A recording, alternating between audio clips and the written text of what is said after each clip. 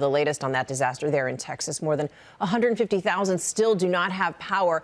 The good news is that is down from the peak of over 4 million. But right now, a water shortage is forcing more than 13 million people to have to boil their water before they can use it. Marcus Moore is live in Houston with the very latest on this. Good morning, Marcus.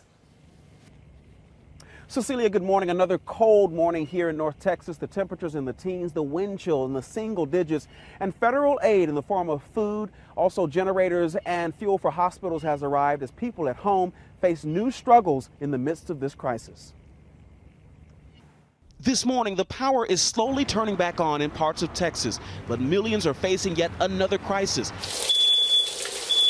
after extended mass power outages led to pipes bursting across the state. This morning, more than 13 million are being told to boil their water if they have any. Oh my God. And with no water, around 75 firefighters in San Antonio left to battle this massive inferno well into Thursday night at this apartment complex in impossible conditions. Our main concern is water supply.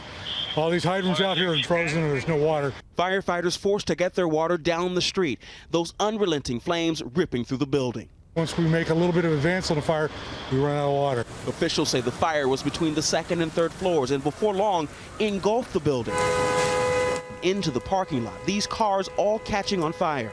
Embers surrounding a firefighter as smoke billowed into the sky. Governor Abbott speaking out overnight. All of us agree on the necessity of action, not just the action taken to restore your power, but to action to ensure that you never have to endure anything like this ever again. Amid statewide damage and devastation, we are now learning it was almost much worse. ERCOT, the agency responsible for managing 90% of the state's electricity, revealing that the Texas grid was minutes away from catastrophic failure on Sunday. It was seconds and minutes, given the amount of generation that was coming off the system. While the state avoided the worst-case scenario, millions of Texans still struggling to keep their families safe, warm, and dry. This mother was forced to burn her toddler's toys to stay warm, while rationing oxygen tanks for her 5-month-old son born with premature lungs. Hannah Griffin, who suffers from interstitial lung disease, needed to ration her oxygen supply for days. My story did not end in tragedy, but it could have. As millions finally turned their lights back on, many confronting horrific damage. It just sounded, like a waterfall hitting. In Dallas, this man's apartment destroyed when pipes burst in the building. It just kept getting worse. The wall was just splitting up in two.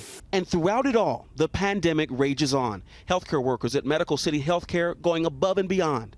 One of our CEOs picked up 54 colleagues to bring to the hospital in the weather so that they could care for our patients. And once they arrive, hospitals providing employees with food and a safe place to sleep. We have 16 hospitals and hundreds of employees and colleagues that are staying in the hospital overnight to be able to be ready to care for patients day and night.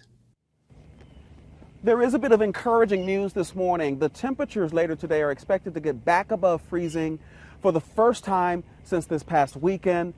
Michael, there's a glimmer of hope after what has been a very long week.